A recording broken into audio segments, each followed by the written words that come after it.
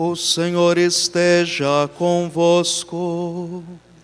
Ele está no meio de nós. Proclamação do Evangelho de Jesus Cristo segundo Mateus.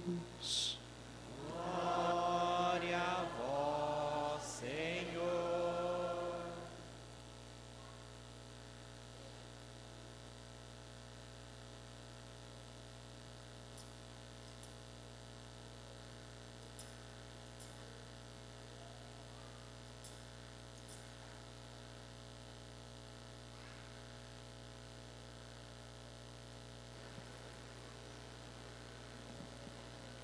Naquele tempo, disse Jesus aos seus discípulos: Ficai atentos, para não praticar a vossa justiça na frente dos homens, só para serdes vistos por eles. Caso contrário, não recebereis a recompensa do vosso Pai que está nos céus. Por isso, quando deres esmola, não toques a trombeta diante de ti, como fazem os hipócritas nas sinagogas e nas ruas, para serem elogiados pelos homens. Em verdade vos digo, eles já receberam a sua recompensa. Ao contrário, quando deres esmola, que a tua mão esquerda não saiba o que faz a tua mão direita, de modo que a tua esmola fique oculta, e o teu Pai que vê o que está oculto te dará a recompensa. Quando orardes, não sejais como os hipócritas, que gostam de rezar em pé, nas sinagogas e nas esquinas das praças, para serem vistos pelos homens. Em verdade vos digo, eles já receberam a sua recompensa. Ao contrário, quando tu orares, entra no teu quarto e fecha a porta, e reza ao teu Pai que está oculto, e o teu Pai que vê o que está escondido, te dará a recompensa. Quando jejuardes, não fiqueis com o rosto triste como os hipócritas. Eles desfiguram o rosto para que os homens vejam que estão jejuando. Em verdade vos digo, eles já receberam a sua recompensa. Tu, porém, quando jejuares, perfuma a cabeça e lava o rosto, para que os homens não vejam que tu estás jejuando, mas somente teu Pai que está oculto, e o teu Pai que vê o que está escondido, te dará a recompensa. Palavra da salvação. Glória a vós, Senhor.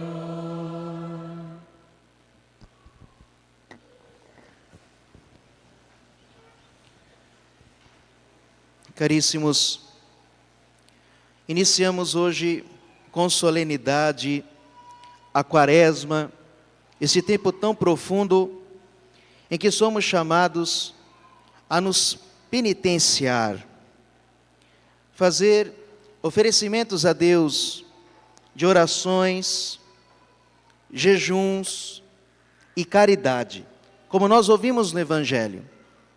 São essas três penitências que nós podemos e devemos praticar nesses dias de Quaresma: caridade, oração e jejum. E hoje nós iniciamos esta quarta-feira com um dia solene de jejum, de abstinência de carne e de jejum. E nós podemos nos perguntar qual é a razão de fazermos penitência. Será que é porque nós estamos castigando o corpo? Porque esse corpo pecou tanto, então agora a gente bota ele de castigo? Na verdade, não. Na verdade, o intuito cristão nunca foi castigar o corpo. Porque a origem do pecado não está no corpo. Não sei se você sabe disso.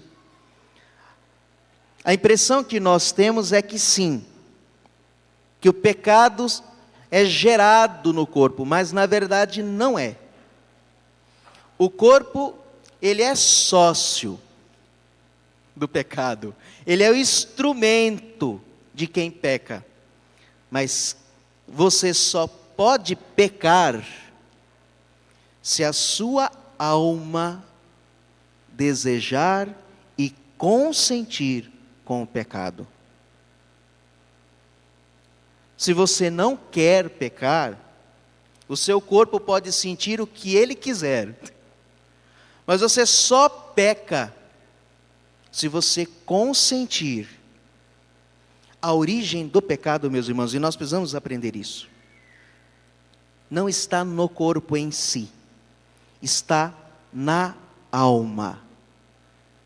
O corpo, muitas vezes, é um instrumento da alma para o pecado.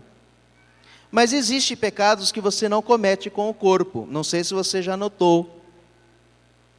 Mas, por exemplo, os pecados de orgulho. Você não precisa fazer nada, você não precisa fazer um gesto. Basta um pensamento orgulhoso, desejado e consentido, e pronto, você peca em cima da sua cama, sem sair de casa. Vamos nos lembrar que o inventor do pecado não tem corpo. Vocês conhecem o Satanás? É o homicida, como diz Jesus, por excelência. É o pai da mentira, o autor do pecado. Mas o demônio não tem corpo. Mas ele é dotado de inteligência e vontade. É a nossa inteligência, a nossa vontade que nos faz cometer um pecado ou não. E dependendo da matéria do pecado, o corpo entra neste pecado ou não. Quando Santa Luzia foi provada no seu martírio, e ela se negava a renegar Nosso Senhor, então ameaçaram ela de jogá-la num prostíbulo, já que ela tinha feito voto de virgindade. Então, tá bom, nós vamos jogar você num prostíbulo. E a resposta dela foi justamente essa: se a alma não consente, o corpo não se mancha. Pode até me violentar, mas pecado não cometerei, porque não quero. Mesmo que o corpo seja violado, não haverá pecado, porque o pecado tem que haver consentimento com o ato. Mas o que acontece? Deixa eu explicar. Acontece que depois que Adão e Eva pecaram, a nossa alma, que deveria controlar os instintos do corpo, se tornou uma alma carnal. E o que acontece? Tudo que o corpo quer, a nossa alma tem a tendência de querer fazer o que o corpo quer. E nessa, muitas vezes, o corpo pode ajudar a carne, vamos assim dizer, a concupiscência, a carne, que está no corpo, mas não é o corpo em si. Muitas vezes facilita com que a alma consinta no pecado. Mas para pecar não basta só ter corpo. De fato, o nosso corpo contribui para o pecado e muitas vezes nos instiga para o pecado. Mas a decisão última é da alma. Quando Adão pecou, melhor dizendo, quando Eva pecou, antes dela comer o fruto, ela decidiu que ia desobedecer a Deus. O pecado de Eva começa a hora que ela dá atenção para a serpente e deixa de ouvir a Deus. Naquela hora o pecado já começou. Então o que acontece, meus irmãos? A alma e o corpo entram nessa associação do pecado. E por que nós fazemos penitência? Não é para castigar o corpo, mas nós fazemos penitência no corpo para fortificar a alma. Parece estranho, não? Mas eu vou tentar explicar. Acontece o seguinte: o que é uma penitência? Quando você faz uma penitência, você está dizendo não para uma coisa lícita. Por exemplo, hoje é dia de abstinência de carne. Talvez se você não trabalhou hoje, aí você estava com aquela vontade de fazer um churrasquinho, de chamar os amigos. Hoje era o dia de comer uma carne bem suculenta. Isso em si é pecado? Não. Mas hoje, você tomou uma decisão de dizer não para algo que é bom. Mas agora a sua alma disse: o meu corpo quer, mas eu vou dizer não. Hoje, não. Talvez você fez propósitos de olhar menos o Instagram. Bom, o Instagram em si não é nem ruim e nem bom, depende do que você faz com ele. Mas talvez você tenha percebido que você está exagerando demais com isso. Você faz uma renúncia. Mas não é que você está renunciando a uma coisa que é má em si. Mas quando você diz não a uma coisa que em si não é má, você está fortificando a sua alma. Quando você diz: vou acordar de madrugada para rezar com o Frei Gilson, o seu corpo quer dormir. Aí você diz: não, corpo, você vai acordar. O cadáver, 3 horas da manhã, cadáver, você vai acordar e vai rezar com aquele Frei careca. Com todo respeito. Você está dizendo não para uma coisa boa. Dormir não é pecado. A não ser que você deixe de trabalhar para ir dormir, aí é outra coisa. Mas dormir no horário normal que você tem para descansar não é pecado. Mas você vai antecipar o seu sono. E você vai dizer não para uma coisa lícita. Para uma coisa que não é pecado. E o que você está fazendo com isso? A sua alma, ela está se exercitando na vontade, na inteligência e na vontade, porque você está vendo um bem, e por causa deste bem, a sua vontade deseja agir. Então o que acontece? Você está colocando a sua alma na academia da boa vontade. E ela vai se fortificando. E aí o que acontece? Quando vier a proposta do pecado, a sua alma está mais forte. E ela é capaz de dizer não com mais força. Porque o pecado vem disfarçado de coisa boa. Está entendendo? A penitência é para isso. Não é para destruir o corpo. Quem odeia o corpo são os espíritas, que acham que é um castigo, e se você não é boa pessoa, você tem que reencarnar de novo, e isso é um castigo para a sua vida. Ou os budistas, os shintoístas, que acham que o corpo precisa ser destruído, e você tem que se desfazer da matéria, e nunca mais matéria. Ressurreição, Deus me livre.